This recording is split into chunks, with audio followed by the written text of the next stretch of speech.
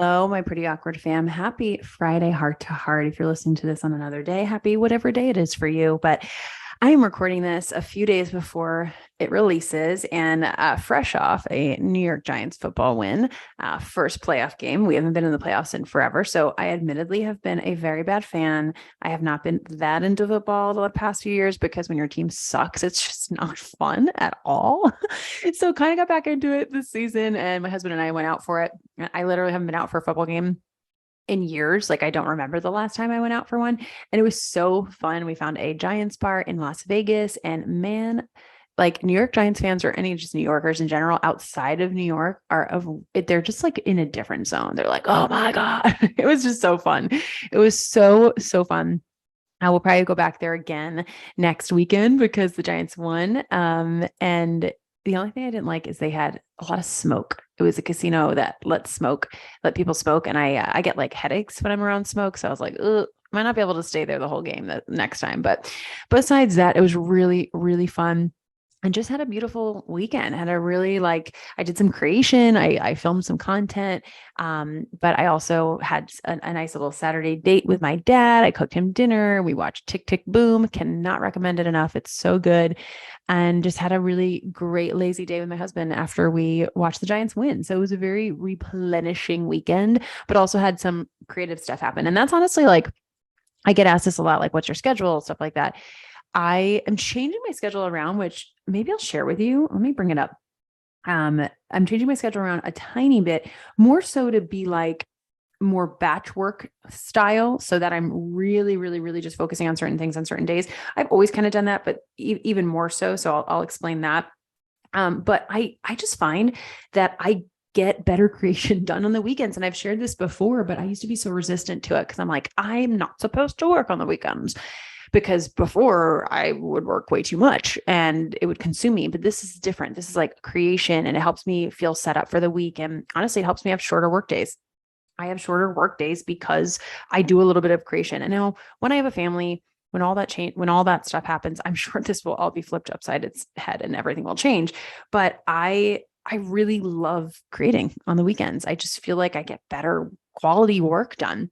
And so that's like still a thing. It's not a absolute requirement. Every week's different. If I'm traveling or if I have plans with friends and I can't get anything done in the morning, then I might switch it up. But I am such a routine person. I don't know about you, but I literally go to bed the same time every night and wake up the same time every morning, even on the weekends, which is sometimes annoying because sometimes I'm like, I want to sleep in. And my body's like, no, you can't. Like, I'm sorry, which is good. I think it's training me for motherhood. So anyway, so my schedule real quick, and then I'm going to dive into the topic at hand, which if you want to fast forward, because you're like, I don't care about your updates, Meg, which I think if you're listening to this, you probably do. But if you don't, we are going to be talking about the commonalities between my most successful clients. I think this is going to be so eye-opening for you. Some of it you're probably not going to be surprised by, but I've just been having so many great conversations. And a lot of my clients, honestly, have just been having a lot of wins lately, and it's been really incredible.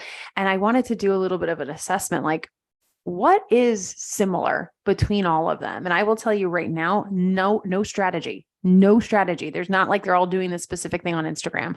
I think that's the hardest thing for people to hold on to is they're looking for this like specific strategy as the thing.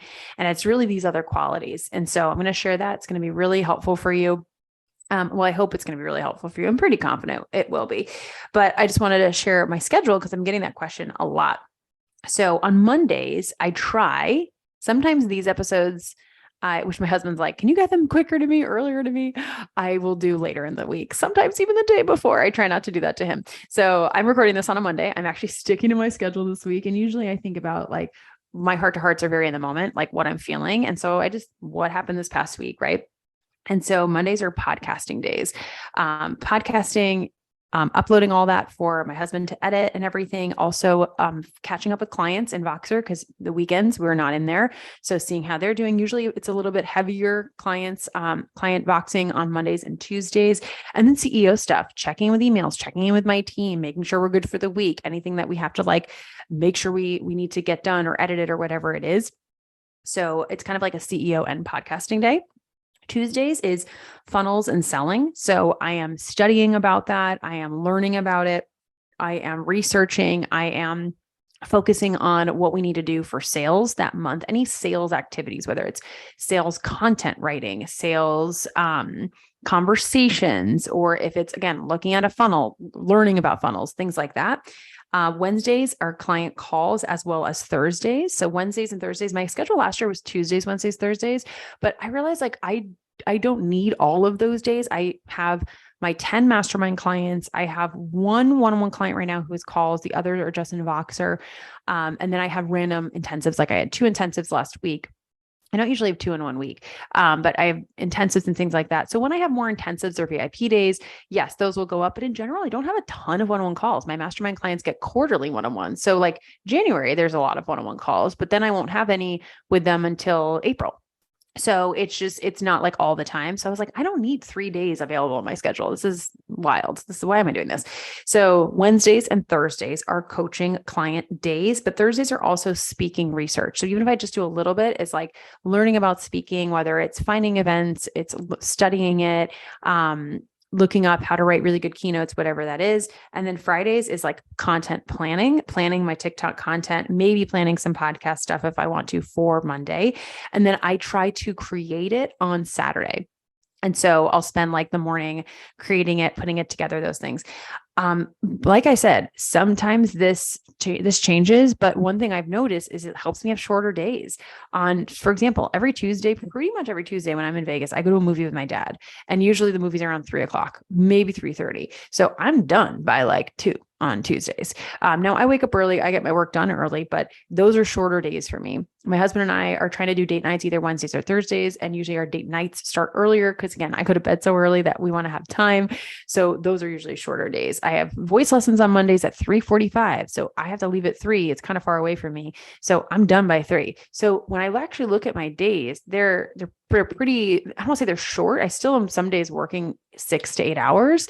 But a lot of them I'm doing concentrated work for 4 hours spread throughout. And the thing is, when you're doing creation work, that's normal because your brain can only do so much creation, right? And it's kind of why I mix in like Mondays or podcasts, because I know it's going to be heavy coaching in Voxer. So I can rotate it a little bit in that sense to give my brain a little bit of a break. So this has worked really well for us. Again, I've got to edit it sometimes if I'm traveling. If I can't create on the weekends, I create more in the moment, stuff like that. But I'm really loving it. I'm loving it so far. It's just like helping specify where my brain is going, what my focus is, all of that kind of stuff. Okay, let's get into it. So again, I've just been really analyzing the clients that I have that I really, really love working with, who've had success. And I want to say, just because a client has financial success doesn't mean you'll necessarily love working with them. Or if you're a health coach, if they have a lot of success with their health, doesn't mean you'll love working with them, right? So this was really an analysis of like people in the past, current people that I loved working with. I absolutely enjoyed every moment, even the tough moments, even the moments where I was like, they are struggling, right? Because they're going to. I really enjoyed it. And here I have 6 commonalities that I want to share with you really quick. So the first, and I've said this on many podcasts because it's just so tried and true, is they take radical responsibility for their results. And I will say this is commonalities between my most successful clients that I've also enjoyed, as well as myself too. I would lump myself in here. They take such radical responsibility for their results. They do not give me credit when they do well. And well, sometimes they'll try to. And I'll say, I didn't do it. I was there. I helped you. I supported you, but you did it. And they also don't blame me or blame someone they hired, right? For whatever. They take responsibility. Yes, there's certain situations like if you paid for something and you literally didn't get it. That's my horror story from my past funnel experience. Literally didn't get it. And he admitted guilt in writing. So I still have that. But besides a situation like that, that's like something pretty obvious. Like I did for a second, put blame on him why we didn't have as great of a year as we could have. Like we had such an amazing financial year. This was in 2020, but it could have been a lot more. And it was because I spent a lot of time and energy on that. But when I actually look back and I take radical responsibility, I should have trusted my gut. And I should have said something early on, and I should have trusted my husband, who, when we got back together, he was like, red flag, this guy's no good. And I waited 4 extra months. That's 4 months of energy I could have been spending in something else. So I could blame him, of course, but I also didn't trust myself. I didn't trust my gut. I didn't go or trust my husband, honestly. We were recently back together. So we were like, he was treading lightly. He wasn't like being like, you need to dump this guy right now. He was like, I don't know about that. No one person has that many things happen to them where they can't keep showing up for calls and keep pushing your project. Like, no one's that unlucky. This is not coincidence anymore. And I should have trusted, but I take responsibility for that. I take responsibility for leaning on someone else when I should have leaned on myself and trusted myself in those situations. And I learned a lot about myself during that time. So taking responsibility for your successes and your wins. The second thing, and I think this is like really, oh gosh, this is probably my favorite one, honestly, is they have a long-term mindset with their business. They're not in this for a month. They're not in this for a year. They're not trying this out and going, let's see if this works. They know in their heart of hearts, they're entrepreneurs. And they also know their business is going to probably look very different in a few years because they're an entrepreneur and that happens, right? Like, also, that's not fun, right? Boring. Like, we want things to shift and change, even if it's like the same programs, but you're doing them slightly differently or your content's different, whatever it is. Entrepreneurs know that things are going to change because life changes, right? Their life, social media changes, the industry changes, the market changes. Like, you have to adapt or you will die. Like, if you do not adapt, your business will go under. And I've seen that happen to a lot of people. And so having that long-term mindset is so key. They don't let one launch, one low month, one down season stop them, because they're in this for the long haul. And they know that business has exactly that, seasons. They know that. And they're not just in this for money. I'm kind of lumping those two together, but I remember James Wedmore said something like this on one of his podcasts a few months ago. I was listening, and his podcast is Mind Your Business. I love it. And he was saying something like, I think it was him. I'm pretty sure it was him. Yeah. If you're getting into entrepreneurship because you just want to make money, like that's your only goal is to profit, I don't recommend becoming an entrepreneur.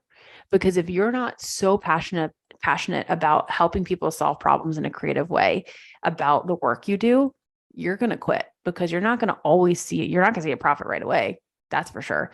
And you're going to have seasons where you try shit and it doesn't work and you don't see much of a profit. And then what happens, right? Are you done? Okay. That's not an entrepreneur. Like, you have to get back up and try it again. You have to love what you do.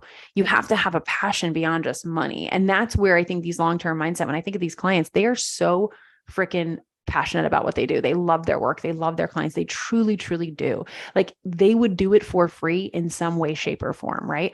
And I always said that, like, even if everything shut down, if we were like, nope, we're not doing anything anymore, I don't foresee a time I don't do this podcast specifically. Like, this is selfish. This is for you, but this is also for me.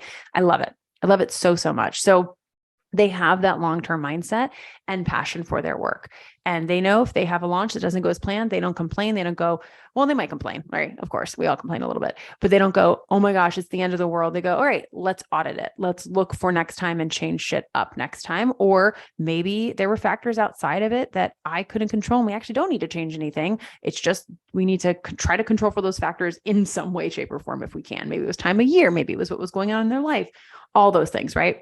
Number 3, I love this one. They don't take themselves so seriously. And maybe it's just my brand. It's literally called Pretty Awkward. It's built upon helping people leverage what makes them unique to stand out. And so I naturally attract people who are comfortable being themselves, or who want to leverage that, who want that to be first and foremost, and are a little quirky and fun and silly. I believe everyone is. They're just hiding it. I notice that when I meet people who seem well put together, I'm like, oh, you're weird. You're also weird. Everyone is. They're just hiding it. So my clients, though, they don't take themselves so seriously. They have fun. They make fun of themselves when they're being dramatic or having a pattern come up. They're like, all right, here's my pattern. And they know, and like, they're going to go through tough seasons. It's not that they're not going to have those tough seasons, but they have it with a little bit of levity, and they're able to not take everything so seriously and everything be so catastrophic. Right. And business, you're going to have so many things go wrong. You're going to have tech issues. You're going to have clients not pay things. You're going to have mistrust happen, like you're going to have a lot of shit go wrong. It's just a matter of fact. And so if we're taking every little thing so seriously, man, you are in for a long, hard road. That is not fun. It's the same. That's a parallel for marriage, right? There's going to be so much shit go down. There's going to be so many things, ups and downs, that if you sweat the small stuff, like the littlest things, that the little habits that your spouse does that annoy you and that blows up, man, when it comes down to the really tough shit, can you handle that? Right? Like what happens when the really hard stuff comes? And that was something my husband and I realized last year when we had two incredibly huge traumatic events. We were there for each other and we were so strong. And I'm like, man, we worked so hard for that. And I don't think we would have survived those two things if we didn't have that. I don't know if our marriage would have survived. And I look back to all the little things that I'm getting better at. There's still some times where I'm like, honey, can you please like clean out your hair when you shave? I don't, all the beard hair in the sink. Why do men do that? I know a lot of my friends who say their husbands do the same. I'm like, why do they do that? And I'll still mention, I'll ask, I'll say, hey, can you do this? But I don't get angry and I don't get like, oh, and start a fight. And I notice like when you let that stuff go and you can speak your mind and ask for things, but you just don't sweat the small stuff, man, you have so much more energy to put into the stuff that matters. And I remember my sister telling me that when I got married, her biggest piece of advice was do not make a big deal out of tiny things. Like she used a specific example of if her husband would put his socks like next to the hamper or throw them next to the hamper and they wouldn't go in. And at first she was like, why aren't they going in? It's right next to the hamper, like the little things that annoy you. And she's like, he's an incredible father. He's an incredible husband. He loves me so much. He does all these other things. I can let that go. I can let that go. And we have our own little things too. That's the thing. Like we all have our own quirks that we think we're perfect. Right. And then I look and I'm like, yep, I do that. I definitely do that. And I definitely do that. And I can see how that's annoying to someone. And so really in business, when you parallel this with both marriage and business, like if you make such a big deal over the tiniest things, when the big shit does come up, it's going to be really hard to deal with that. And so I really encourage you to start mastering not sweating the small stuff. And that's helpful when you don't take everything so seriously. Have fun, basically. Laugh at these mistakes, have fun with them. Number 4, they share transparently with their audience. Now, they might not share all the ins and outs like I do on the couple conversations or like my husband and I have. I'm not saying that, but they share the tough moments. They're honest about the downs. They're honest about their journey. They're honest about their clients' journeys. They don't paint this picture perfect facade of everything in their life. They're really transparent, and that's built so much trust with their audience. And I think that's why a lot of them are seeing so much success is the truth and the honesty and sharing their story so consistently. I should actually tie that together. Number 4, share transparently with their audience and share their story consistently. Like you might think everyone knows your story. I think that sometimes I'm like, oh my gosh, am I like such a broken record with sharing this? But that's just not true. One, your diehards, people who love you, they love your story and they want to hear it and they need to hear it multiple times in multiple ways. 2, if you're trying to grow, you're attracting new people who haven't heard your story. And 3, they need to hear it. I kind of said this in number 1, but they need to hear it in different ways. Everyone learns differently, right? And so some people just need to hear from a different angle and different perspective, a different part of your story that maybe you haven't shared in that way before. And number 4, they might not have heard every single thing you've done. You'll have your diehards who listen to every podcast episode, who watch every story. Even your diehards take a break. Even your diehard loyal audience people, that sounds very, very formal. Diehard loyal audience people, even they take breaks, take vacations, get off social media. They're going to miss something, right? So your people aren't watching every little thing you do on every single platform. So share your story consistently and transparently. Number 5, they trust the process and they take chances. And I'm going to get more specific with this. I would say with me as their coach, and this ties in really well to number 6, but when you are working with someone and you hired them because you trust them, right? Which I hope you do. I hope you don't hire someone you don't trust, especially if it's a coach. Oh my gosh, don't do that. But if you hire someone because you really deeply trust them, you need to trust them, right? You hired them for a reason.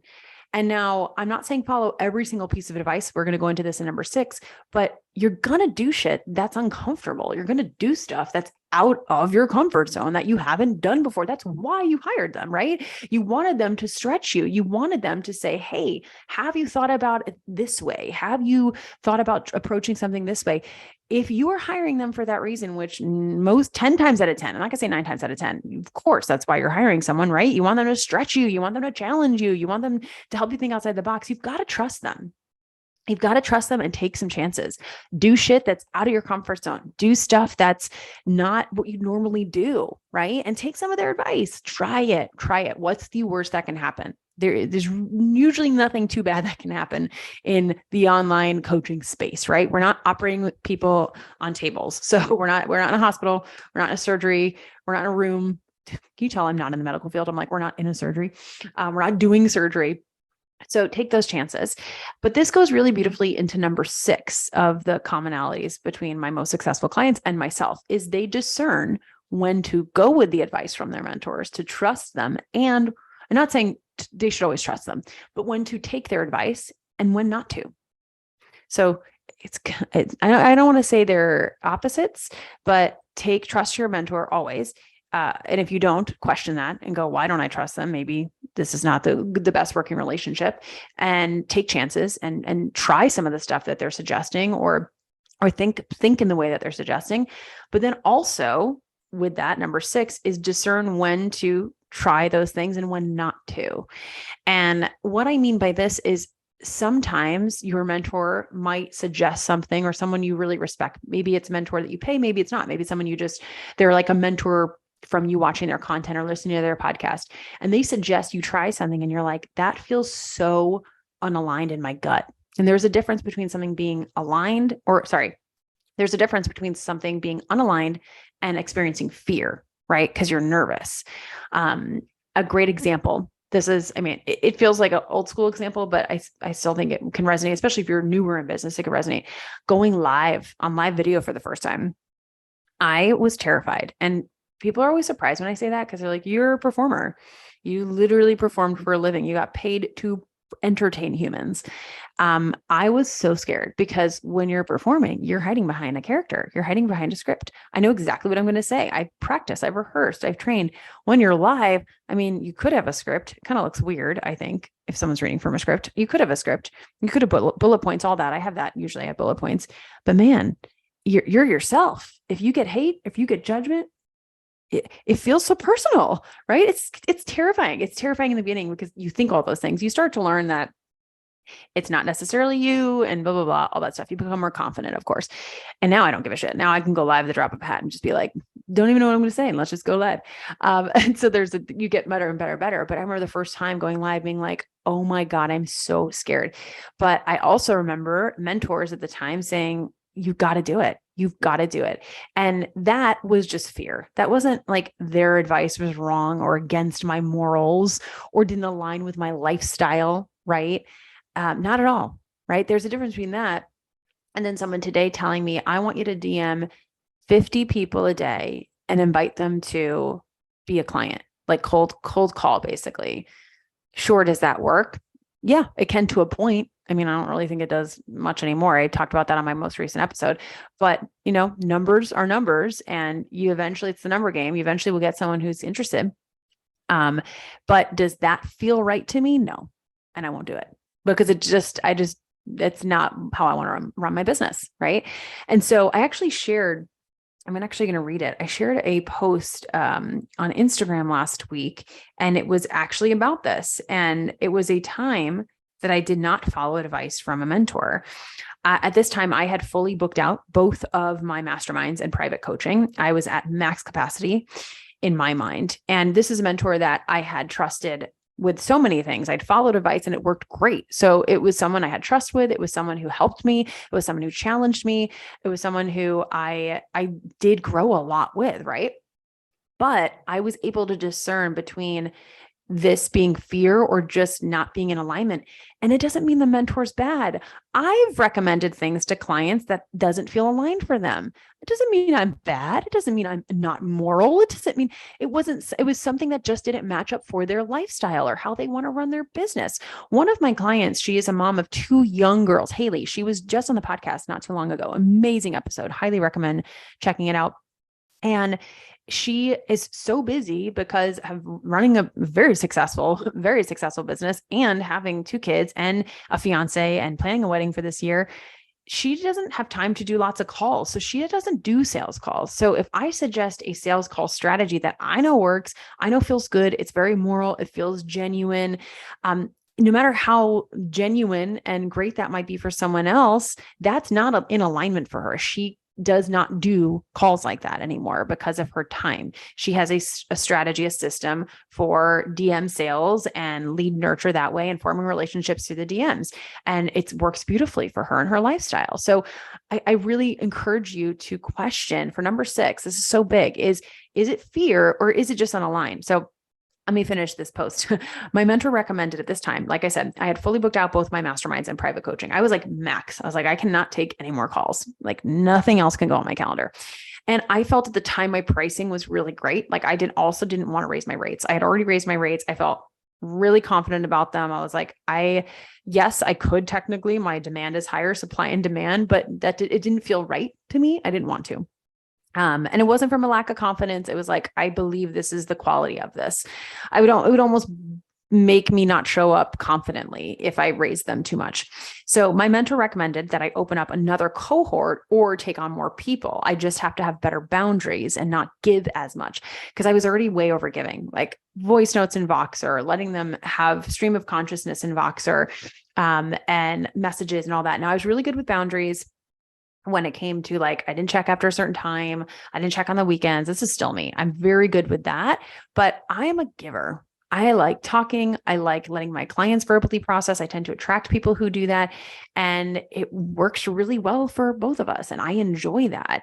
And so I did sit with this advice. And while I know, again, that's a right decision for some other people and some other clients, it didn't sit well with me. I was like, I don't think that's the solution to this.